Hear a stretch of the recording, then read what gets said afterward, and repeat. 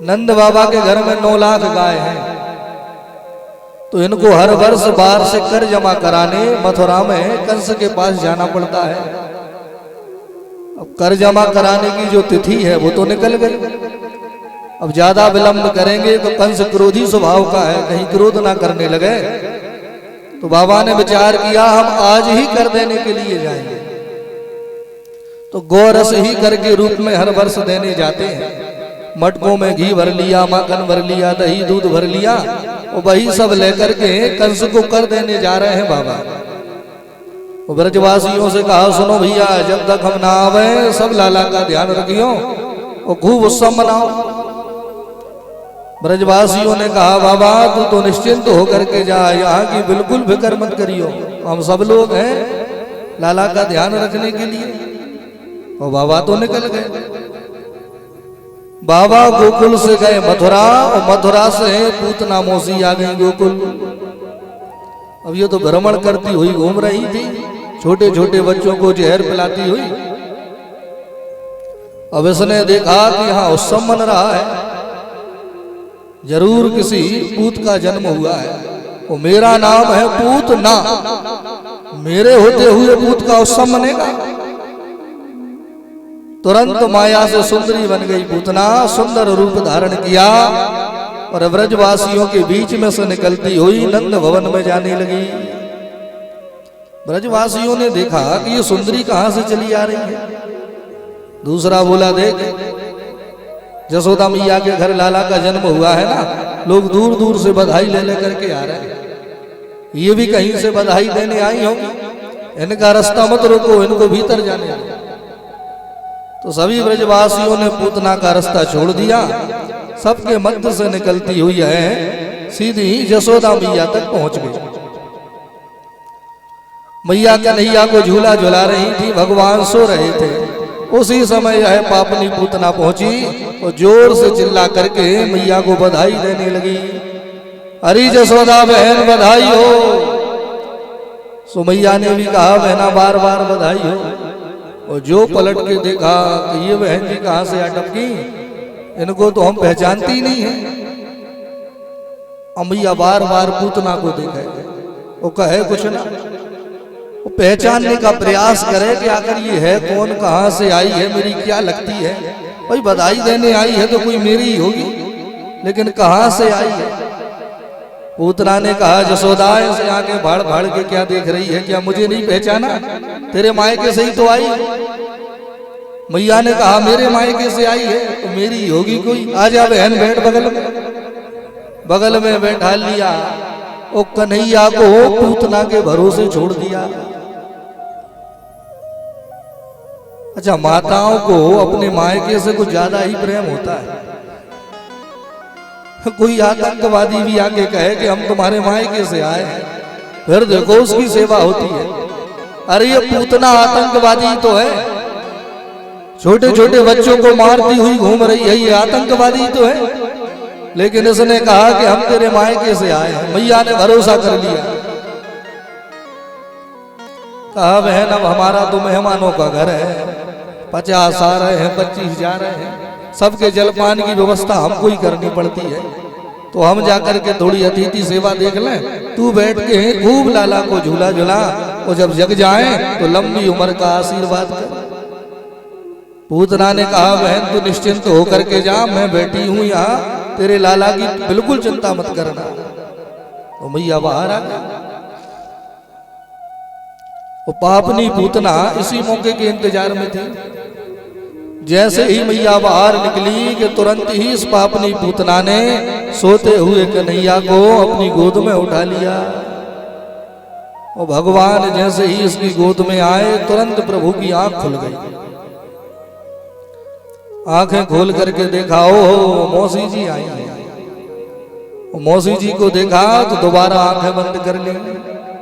फिर प्रभु ने आंखें खोल के दोबारा नहीं देखा पूतना को, एक ही बार देखा और तुरंत अपने नेत्रों को बंद किया। फिर पुनः नेत्र खोल के दोबारा देखा ही नहीं इसे। क्यों? परीक्षित ने भी यही प्रश्न सुखदेव जी से किया। प्रभु ने जब पापनी पूतना को देख ही लिया था तो मार ही देते, भगवान तो आंख बंद करके सो गए। आखिर प्रभु ने पूतना को देखकर अपनी आंखों को बंद क्यों किया, इसका कारण क्या है? तो ब्रज में तो महात्माओं ने, भगवान ने नेत्र बंद क्यों किए, इस बात के अनेकों कारण गिनाए हैं। महात्माओं के बड़े सुंदर सुंदर भाव हैं कि भगवान ने इसलिए नेत्र बंद किए होंगे। तो आइए दो चार भावों को हम लोग श्रवण करें। एक वृंदावन के महात्मा कहते हैं, भैया कन्हैया ने पूतना को देख करके अपने नेत्र इसलिए बंद किए कि प्रभु ने विचार किया होगा कि मेरे दो ही अवतार श्रेष्ठ हैं, एक राम अवतार और दूसरा कृष्ण अवतार। तो जब राम अवतार लेकर के आए तो हमने सबसे पहले ताड़का को मारा, और कृष्ण अवतार लेकर के आए हैं तो सबसे पहले पूतना को मारना पड़ेगा। तो श्री गणेश माताओं से ही होता है। अब श्री गणेश हो ही रहा है तो आंख बंद करके मंगलाचरण तो कर लें भाई। हम किसी काम का श्री गणेश करते हैं तो मंगलाचरण होता है कि नहीं होता? अब जो करने आए हैं, इन पापियों को ही मारने तो आए हैं। अब जो करने आए हैं, आज से वो काम प्रारंभ हो रहा है। तो मानो प्रभु ने नेत्र बंद करके मंगलाचरण किया होगा, इसलिए प्रभु के नेत्र बंद हो गए होंगे। अथवा एक कारण ये भी हो सकता है कि भगवान के नेत्रों में सूर्य और चंद्रमा का वास होता है। भगवान का दायां नेत्र सूर्य भगवान और बाएं नेत्र में चंद्रमा विराजते हैं। और भगवान जब भी जिन राक्षसों को मारते हैं तो उनकी मुक्ति हो जाती है। तो मुक्त होकर के वह राक्षस सुंदर सुंदर लोकों में जाते हैं। तो सूर्य चंद्रमा ने विचार किया कि जहां पूरी दुनिया भगवान के प्रकट होने की खुशियां मना रही है, ये पापनी पूतना भगवान को ही मारने आ गए। कहीं ऐसा ना हो कि कन्हैया ऐसे मार करके हमारे ही घर पहुंचा जाए। तो मानो सूर्य चंद्रमा ने अपने अपने घरों के दरवाजे बंद कर लिए और प्रभु के नेत्र बंद हो गए, क्योंकि नेत्र तो सूर्य और चंद्रमा ही है। अथवा एक कारण ये भी हो सकता है कि प्रभु ने विचार किया होगा कि हम तो आए हैं ब्रज में माखन मिश्री खाने, और माखन मिश्री तो मिलौना है। मौसी जी जहर पिवावे पहले आ गए। अब जहर पीने की तो आदत नहीं है। तो मानो नेत्र बंद करके शंकर भगवान का ध्यान किया होगा कि प्रभु आपको जहर पीने की आदत है। समुद्र में से जितना जहर निकला आप अकेले ही घटक गए। तो आओ आकर के मेरे हृदय में बैठ जाओ, और मौसी जी जब जहर पिलाएं उस जहर से मेरी रक्षा करो। तो नेत्र बंद हो गए। ये तो हो गए वृंदावन के संतों के भाव। और वास्तव में हमें तो ऐसा लगता है, ये हमारा निजी मत है, कि भगवान ने अपने नेत्र इसलिए बंद किए होंगे कि प्रभु बार बार कह रहे हैं कि भैया हमको यह कपट छल छिद्र दिखावा पसंद नहीं है। मोह कपट छल छिद्र न भावा। वो पूतना कपट का रूप लेके आई है। वास्तव में सुंदरी थोड़ी, ये माया से छल से कपट से सुंदरी बन करके आई है। तो भगवान कह रहे हैं तुम जैसे हो वैसे मेरे सामने चले आओ, मैं दौड़कर तुम्हें हृदय से लगा लूंगा। अगर मेरे सामने भी छल कपट नहीं त्यागा तो फिर हम तुम्हें देखने वाले नहीं हैं। भले ही कितने भी सुंदर बन के चले आओ, अगर हमारे सामने कपट करोगे तो हम आंखें खोल के देखेंगे ही नहीं। और ऐसा नहीं है कि ऐसा प्रभु ने पहली बार किया हो। जब राम अवतार लेकर के आए, वो 14 वर्षों के लिए वन में गए, तो वहां भी एक सुंदरी राम जी के सामने आई, सूपनखा। वो सूपनखा ने आकर के राम जी के सामने बड़ी बड़ी बातें करनी प्रारंभ करी। सूपनखा ने कहा, सुनो सरकार, इस समय विश्व सुंदरी मैं ही हूं। मेरे समान सुंदर संसार में कोई दूसरा नहीं है। वो जैसी मैं हूं वैसे तो तुम भी नहीं हो। राम जी को भी फैल कर दिया। अपनी तारीफें अपने मुंह से इतनी करी इसने।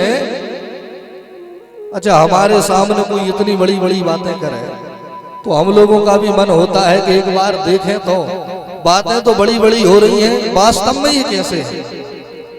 सूपनखा ने इतनी बड़ी बड़ी बातें की, फिर भी राम जी ने एक बार भी नजर उठा करके इसे नहीं देखा। देख तो रहे सीता मैया को, उत्तर दे रहे हैं सूर्पनखा को। अरे जिसे उत्तर दे रहे हो, जिससे बात कर रहे हो, कम से कम उसे देखो तो। नहीं देखा। क्यों? क्योंकि वहां ये सूर्पनखा भी कपट का रूप लेकर के आई थी तो राम जी ने नहीं देखा, और यहाँ यह पूतना भी कपट का रूप लेकर के आई तो श्याम जी ने नहीं देखा। भैया भगवान के सामने छल कपट चलता ही नहीं है। प्रभु के सामने तो निर्मल मन लेकर के जाओ, जैसे हो वैसे बन करके जाओ तो वह तुम्हें स्वीकार करेंगे। सूर्पनखा को भी नहीं देखा।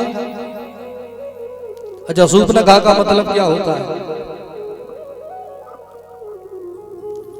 सूप तो सभी माताएं जानती होंगी, वह है अनाज साफ करने वाला सूप। नखा का मतलब होता है नाखून। जिसके नाखून सूप के जैसे लंबे लंबे होते हैं उसे ही सूर्पनखा कहा जाता है। और सूर्पनखा तो चली गई बेचारी, लेकिन अपनी बहुत सी भतीजियों को इसी संसार में छोड़ गई। बड़े बड़े नाखून किए हुए महाराज सूर्पनखा बन के डोल रही है। ये तो राक्षसों के आचरण होते हैं। पापनी पूतना ने भगवान को अपनी गोद में उठाया और भगवान को जहर पिलाना प्रारंभ कर दिया। सुखदेव कह रहे हैं राजन, पहले तो भगवान ने विषपान किया, जब विष समाप्त हो गया तो फिर भगवान ने दुग्धपान किया। दूध पीते हुए प्रभु ने पूतना के प्राणों को ही पीना प्रारंभ किया तो अभी यह झटपटाने लगी, तड़पने लगी, बाहर की ओर भागने लगी। अरे कन्हैया छोड़, लाला छोड़, छोड़ छोड़ छोड़ छोड़ कहती हुई बाहर को भाग रही है। वो नंद भवन के बाहर आ गई।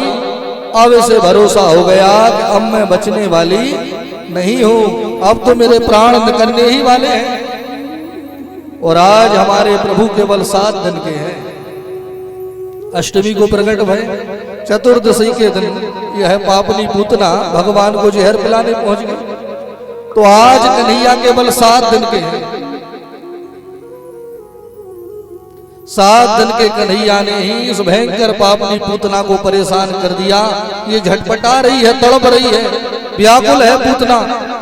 अब ये समझ गई कि मैं बचने वाली नहीं हूं, तो अपने आखिरी समय में जैसी थी उसी रूप में प्रकट भई। इसने माया का रूप त्याग दिया, सुंदरी का रूप त्याग दिया। अब तो अपने वास्तविक रूप में आ गई, राक्षसी बनकर के प्रकट हो गई। तो कैसी है पूतना? पूतना लोक बालग्नि राक्षसी रुधिरासना जिंघासया पिहरये स्तनं दत्वा पसंदितम। पूतना के स्वरूप का वर्णन। सा मुंच मुंचालमिति प्रभासिणी निष्पीड्यमाना खिल जीव मर्मणि प्रवृत्य नेत्रे चरणो भुजो महो प्रपितृगाता क्षिपतिरुरोधा। 18 किलोमीटर लंबी है पूतना। 6 कोस लंबा शरीर है पापनी पूतना का। अब विचार करो, 18 किलोमीटर तुम्हारे गांव से कहां तक होगा? विदिशा पहुंच जाओगे। इतनी लंबी है ये पूतना, वो इतनी हट्टी कट्टी है। जब भगवान ने इसके प्राणों का हरण किया और यह पापनी पूतना जब जमीन पर गिरी तो भयंकर शब्द ध्वनि प्रकट भई, मानो बादल फट गया हो, जमीन कांपने लगी हो, लोग घबराने लगे, दौड़ने लगे जहां से आवाज आ रही थी।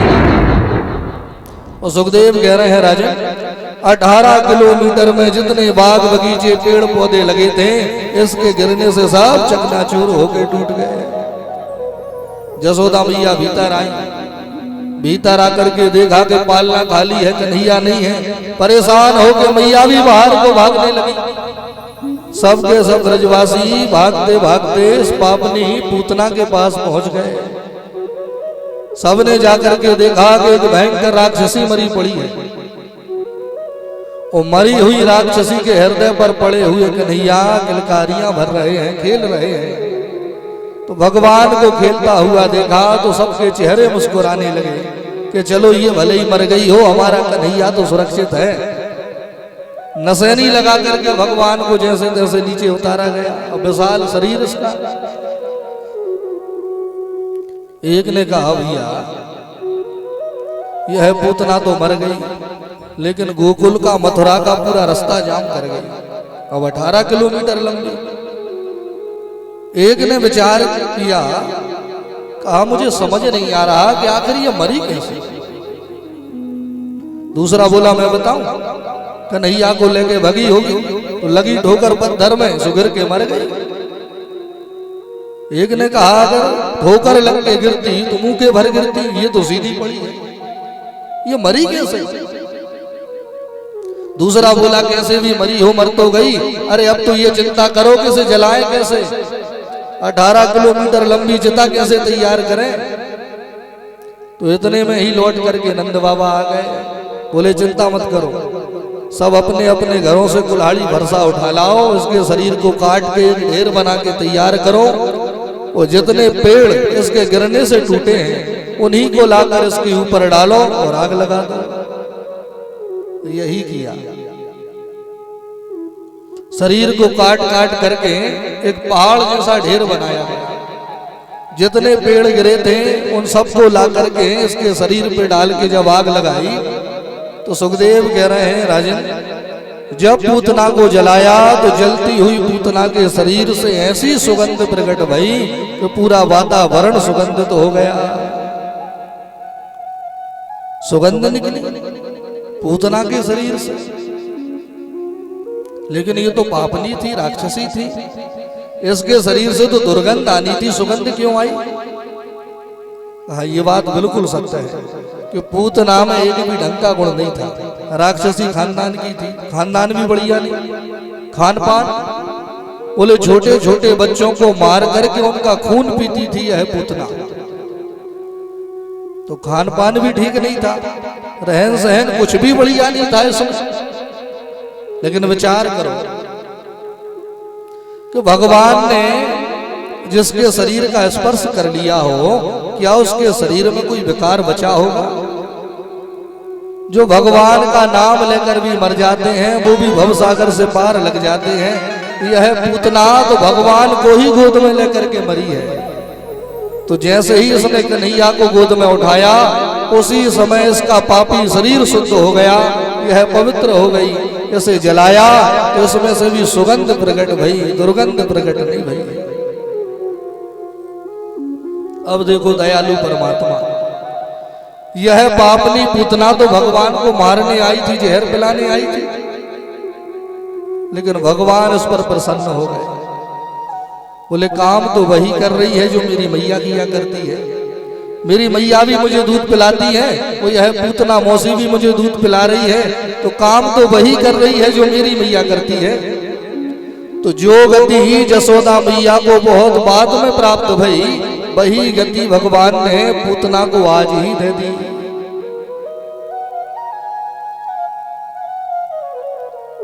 कंबा दयालु शरणम ब्रजेमा, उनसे ज्यादा दयावान कौन होगा कि जो मारने आ रहा है उसकी भी मुक्ति कर रहे हैं, उसकी भी सदगति हो रही है, उसका भी उद्धार हो रहा है।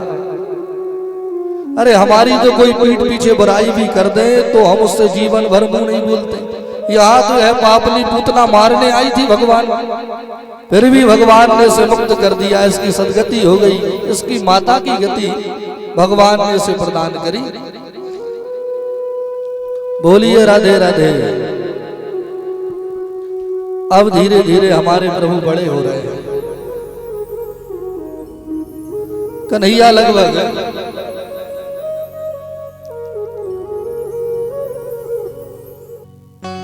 1-1.5 महीने के ही हुए होंगे। एक दिन जसोदा मैया कन्हैया को ऐसे ऊपर उछाल उछाल के खिला रही थी, ऐसे फिर उछाले फिर पकड़े, जैसे ही उछाले भगवान को तो कन्हैया हंसने लगे, जब उछालना बंद करे तो भगवान रोने लगे। मैया ने विचार किया कब तक उछालेंगे, भाई उछालते हमारे तो हाथों में दर्द होने लगा। तो मैया घर के आंगन में बैठ करके कन्हैया को दुग्ध पान कराने लगी, दूध पिलाने लगी। इतने में ही कंस का भेजा हुआ एक राक्षस आया, इसका नाम है तृणाव्रत। भयंकर तूफान के रूप में यह तृणाव्रत चला आ रहा है। गर्मियों में गोल गोल घूमता हुआ तूफान नहीं आता, तृणाव्रत वही गोल गोल घूमता हुआ तूफान बन करके आया। जो भी इसके पास में आता है घुमा करके ऐसा पटकता है कि तुरंत प्राण निकल जाए। भगवान मैया की गोद में थे, तो गोद में पड़े पड़े ही भगवान इस तृणाव्रत को देख रहे थे, वो विचार कर रहे थे कि हमारी मैया हमको उछाल रही थी सो नहीं उछाल पाई, तो हमारे मामा जी ने हमारे लिए उड़न खटोला भेजा है।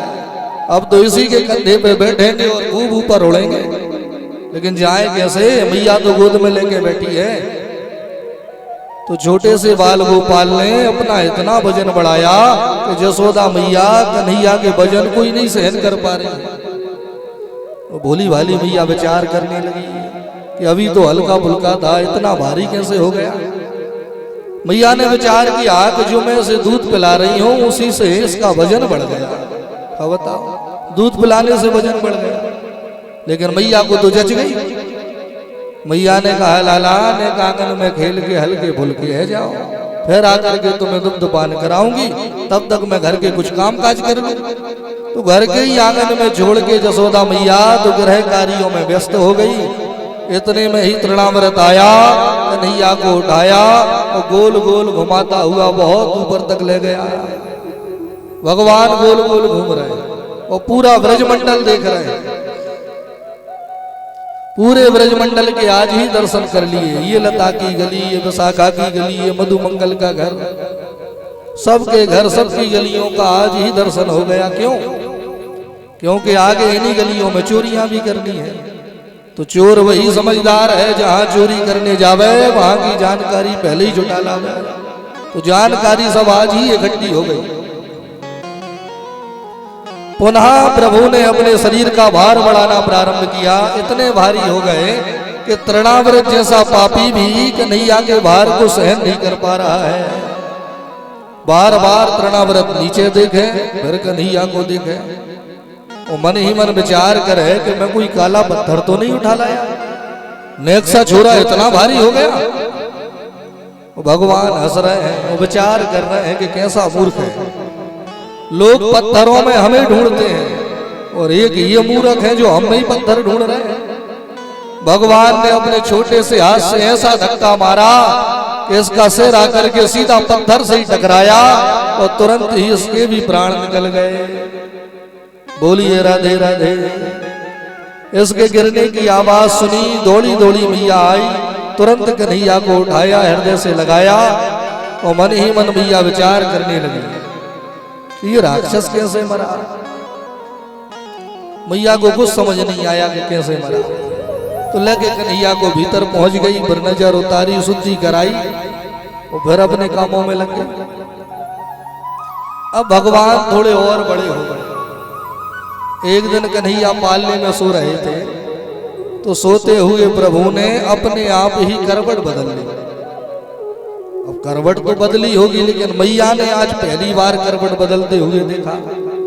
प्रसन्न हो गई मैया, मेरे लाला ने आज करवट बदल ली, आज तो मैं गीत गवाऊंगी। तुरंत बुलाया नाई। अरे भैया नाई, पूरे ब्रज में लगा दे दो भाई, मेरे लाला ने करवट बदली है।